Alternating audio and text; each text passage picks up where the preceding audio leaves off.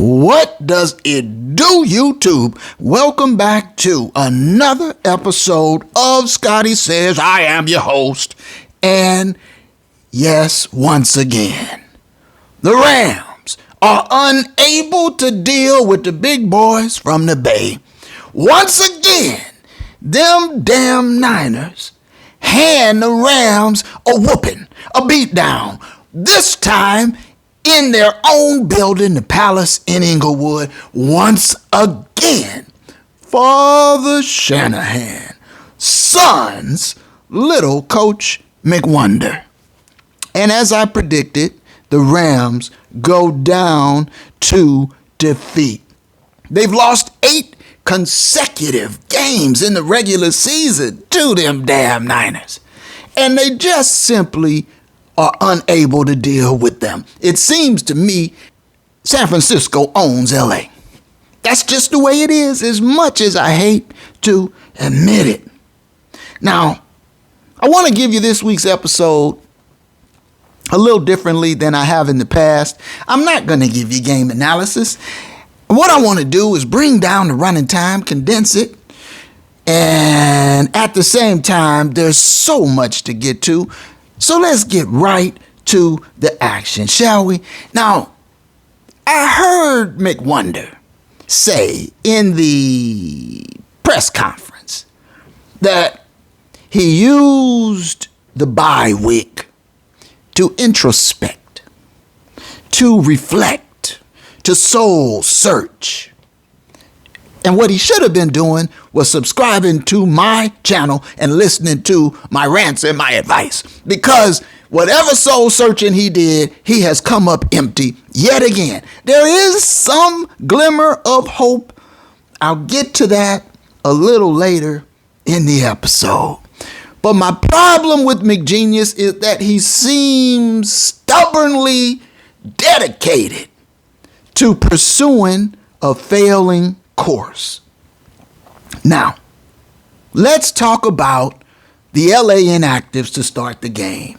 Starting the game, Cam the Grill Akers was on the inactive list, and we are pretty sure that the Grill has carried his last rock for the Rams. But more to my point of view, the problem with the inactive list is once again, Lance McCutcheon was inactive and did not dress.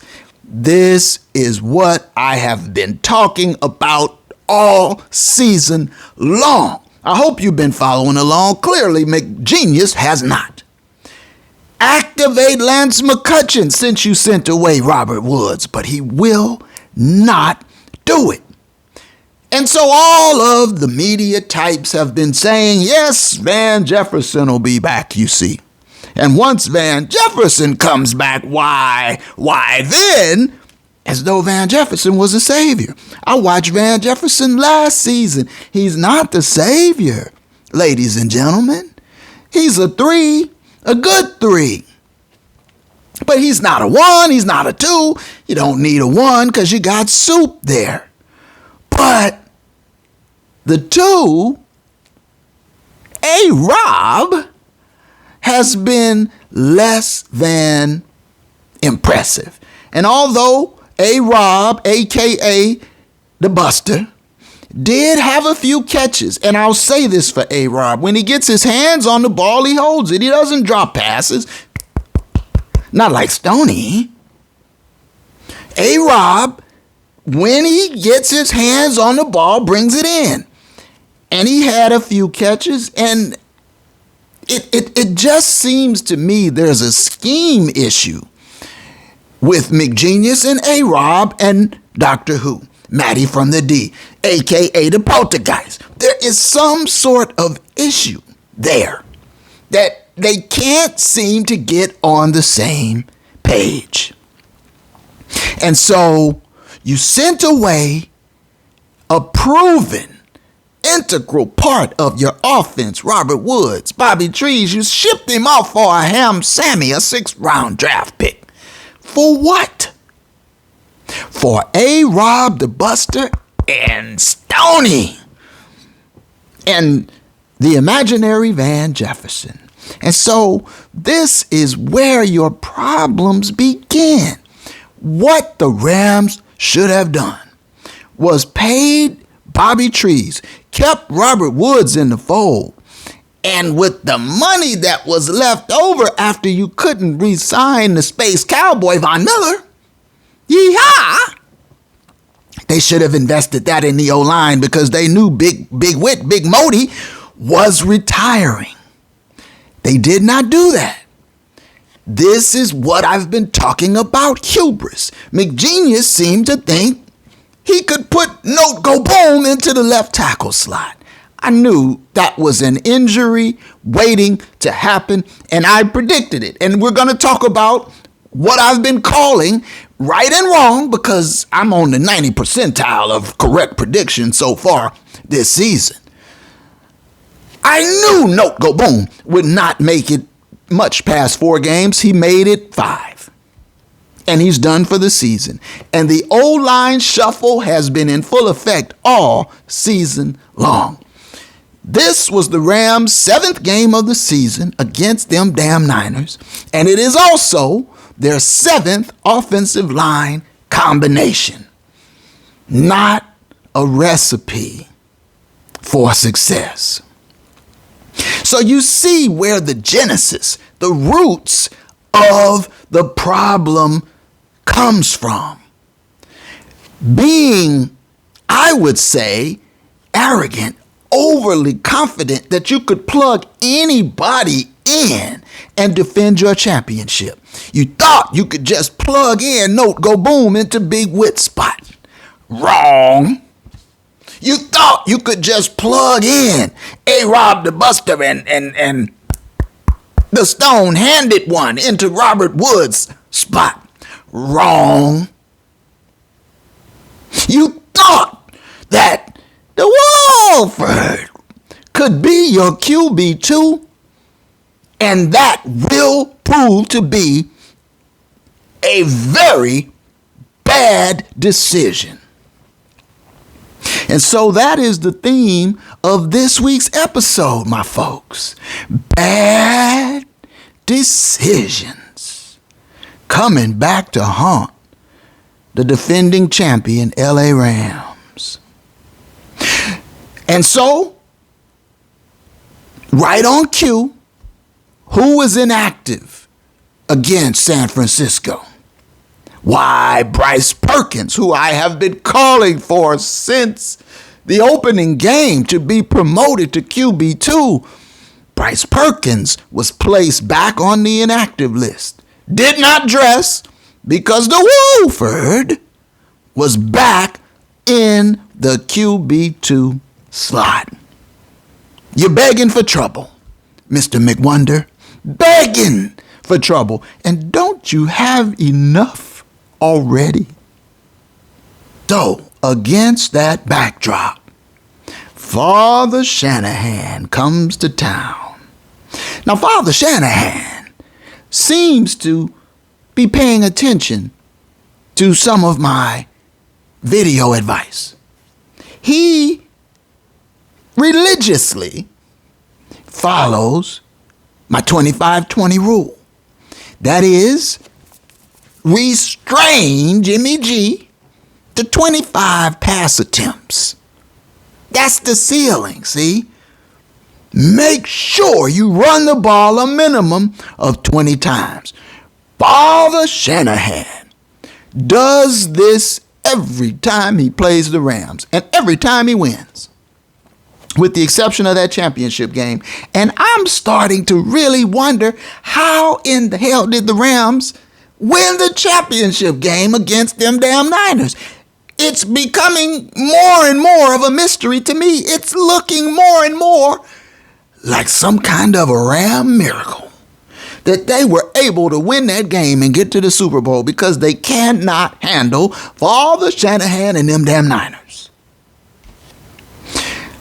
But Father follows the 25-20 rule with Jimmy G. He runs the ball, and now they've got Christian McCaffrey. And in this game, on the San Francisco inactive side, Debo wasn't there. No Debo. Imagine that. And they still handled the Rams. No problems. Now, in the first half, and I was at the game, and let me say this. Them damn Niner fans show up.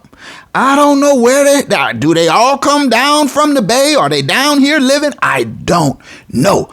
But they were in the building. I'm going to say, based on just my unofficial estimation, it was a 50-50 crowd on Sunday at the Palace. Half Rams, half Niners. Okay?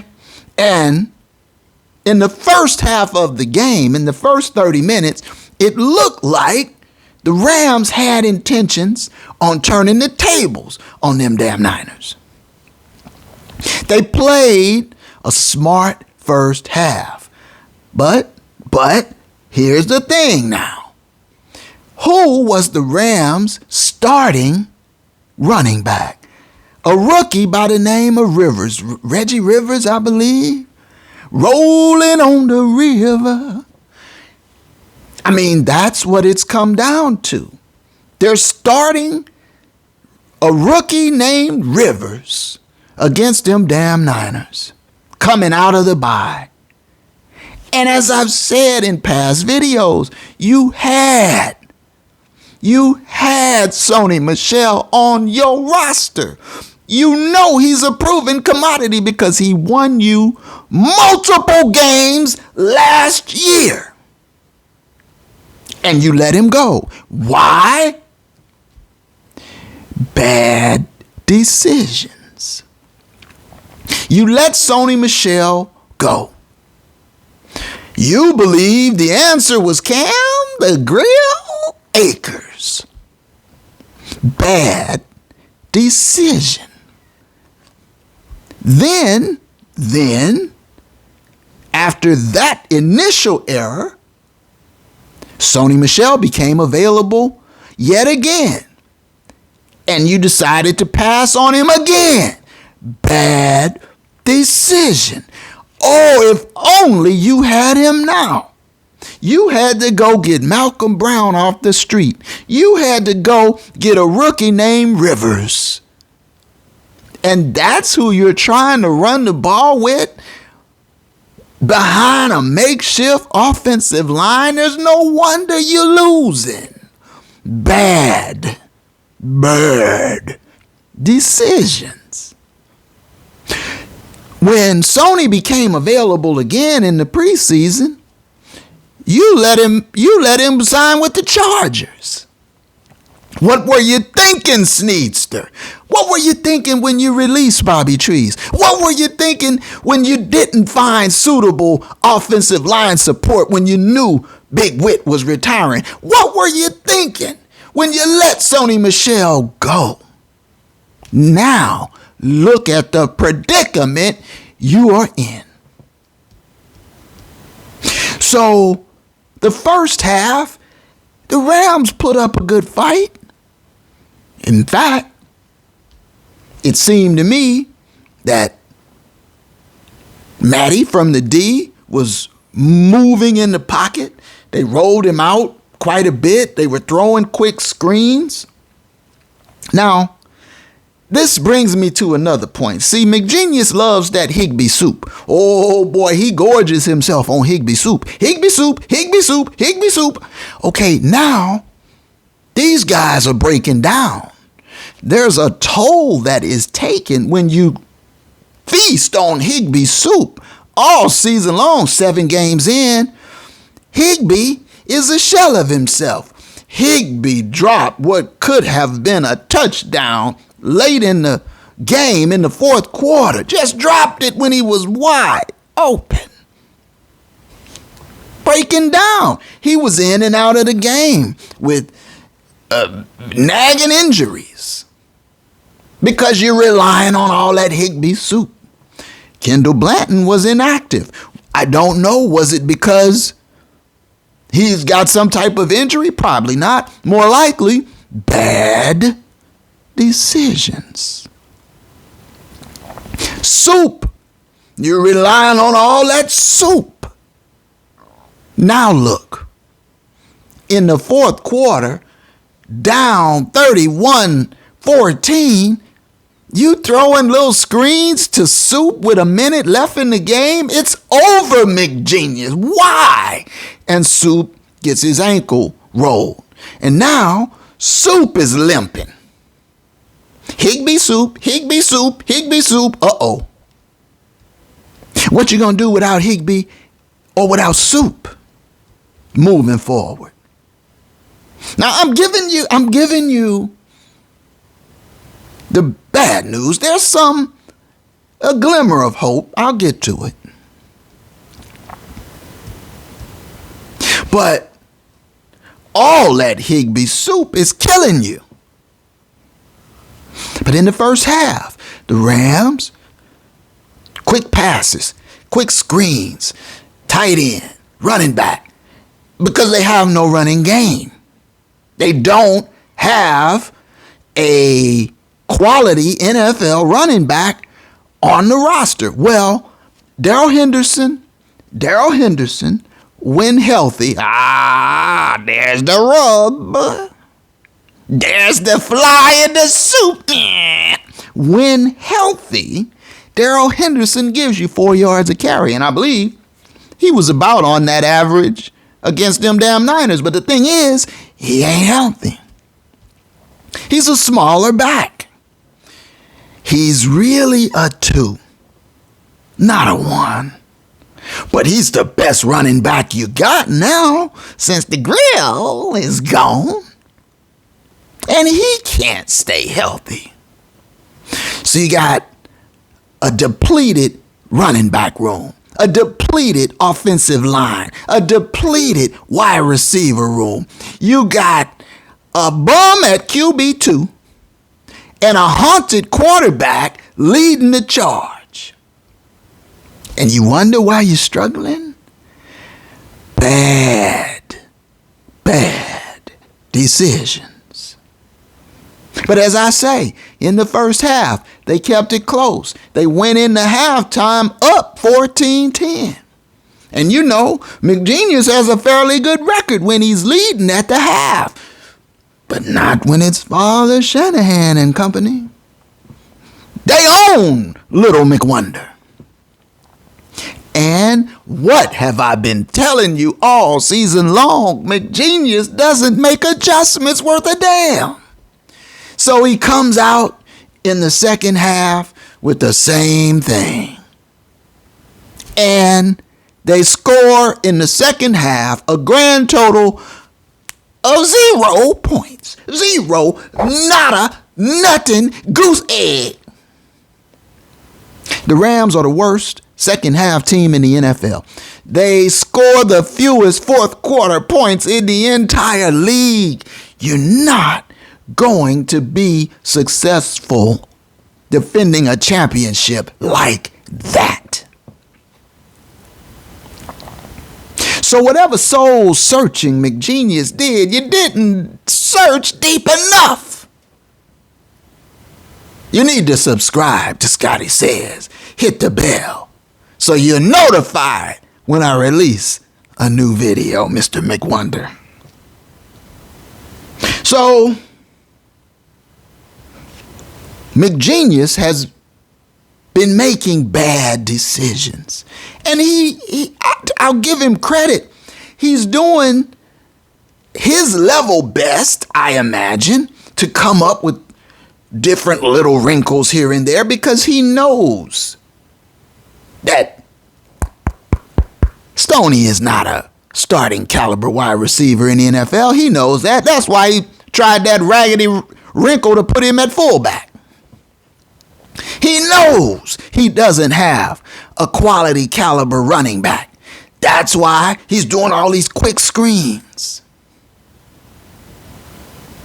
He knows he doesn't have a deep threat.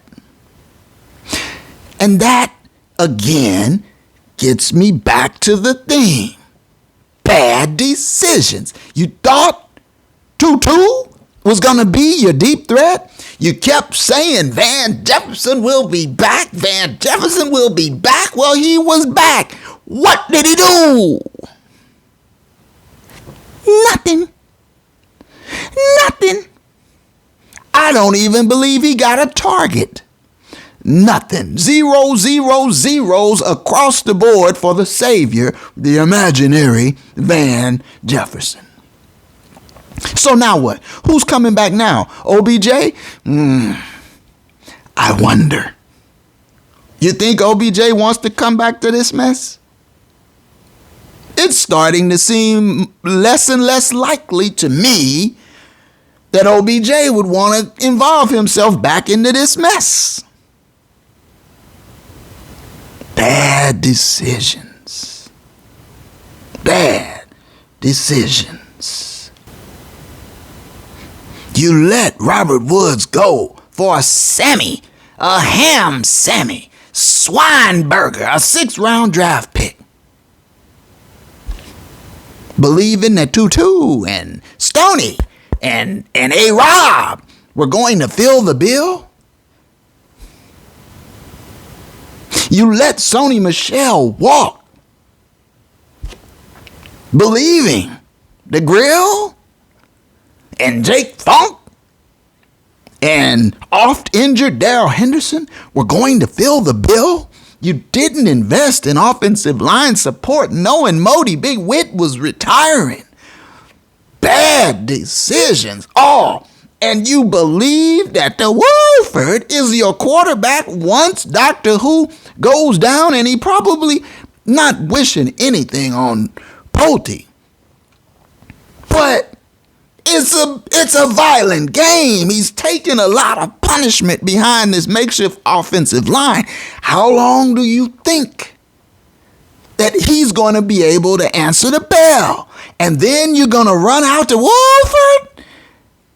It's madness. It's hubris. It's arrogance. It is awful, bad decisions. Bad judgment. The Sneedster is a culprit. You're complicit, Sneedster, with McGenius. Two guys in street clothes that could make a difference. Lance McCutcheon could make a difference for you. Why won't you hear me now? Why, McWonder? I wonder. Why do you insist on leaving Lance McCutcheon in street clothes? Why do you insist on leaving Bryce Perkins in street clothes when you need the help? In the preseason, you had a running back, Ragus. He was pretty good. You let him go. Bad decision. You thought you could plug Jay Funk in as RB3. Really? Malcolm Brown was out the league for a reason. You say, well, you know, maybe McGenius doesn't trust rookies. What? Look at all the rookies playing on defense.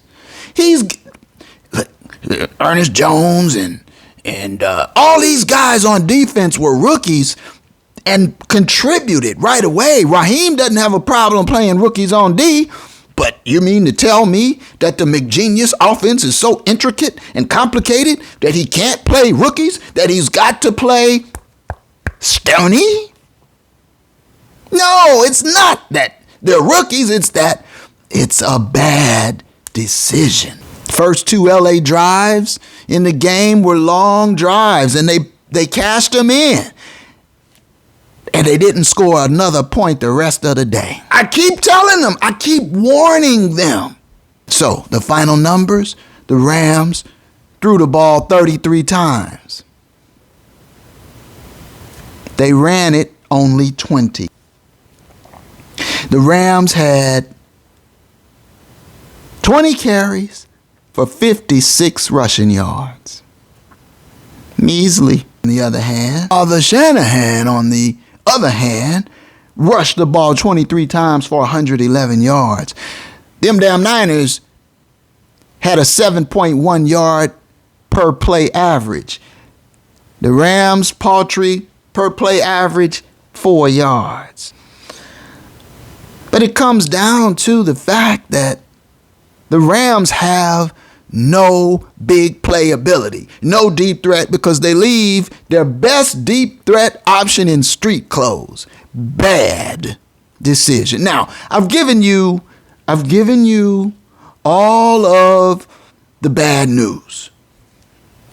And I told you, thank you for sticking around, because I told you I did have some glimmer of hope. There is some good news, and it is this. The Rams have lost 4 games thus far on the season, 3-4 after 7. The 4 losses were to Buffalo, them damn Cowboys, and them damn Niners twice. Now, the Rams can't handle the Niners. We see the evidence of that. And Dallas this year is playing good ball, and Buffalo may be the best team in the NFL, one of the top 2 or 3. And so you could make a case that the Rams have lost 4 games to quality opponents. They've won the games they should win against. And I'll tell you what, Carolina and Atlanta are looking better and better. They're going to give the old goat in them some trouble. It's no guarantee that old goat in them are going to be able to pull down that division, the NFC South, because both Atlanta and Carolina are pesky, frisky, young, and hungry. And so the good news is that the Rams have lost 4 games, but to quality opponents. They won't face the Niners anymore this season. We can only hope. If so, it means it's in the playoffs. They won't see Buffalo again unless it's in the Super Bowl. And so I believe that the remaining games on the Rams schedule aren't as daunting as they may appear on first glance. I believe the Rams have a good shot of their remaining 10 games of going, wait for it now, 7-3. I think they got a shot to do it. Let's look at the list. Next up, the old goat. And they got issues down there in Tampa. I think they can go down to Tampa and get them. Then, Arizona. Like the Niners owning the Rams have owned Arizona. They can get that game. Then, New Orleans. New Orleans ain't playing all that impressive. So, those 3 games could be 3 dubs in a row. Tampa Bay, Arizona, and New Orleans. Then there's Kansas City. That's an L, no doubt about it. They can't handle KC. And then after KC, Seattle. And that is the surprise of the NFL. Really, I said, I'll tell you right and wrong, I was wrong about Seattle. I thought Seattle would be cellar dwellers. I thought they'd be 4th in the division. They're in 1st place. And they might just beat them damn Niners, because I tell you what, the Niners struggle with just about everybody except the Rams. So let's say they lose both to KC and Seattle. After that, they get the Raiders. The Raiders. And the Raiders are a mess. Then they get COVID toe and the Packers. And the Green Bay Packers are right to be plucked. Okay? They can get that. And after that, let's ride Russ and the Denver Broncos. And they are another messy mess. So those games are winnable.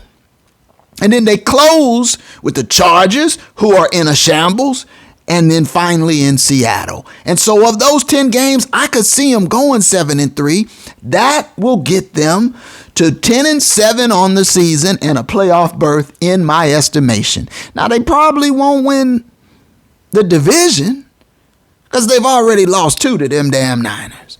But the playoffs are still possible.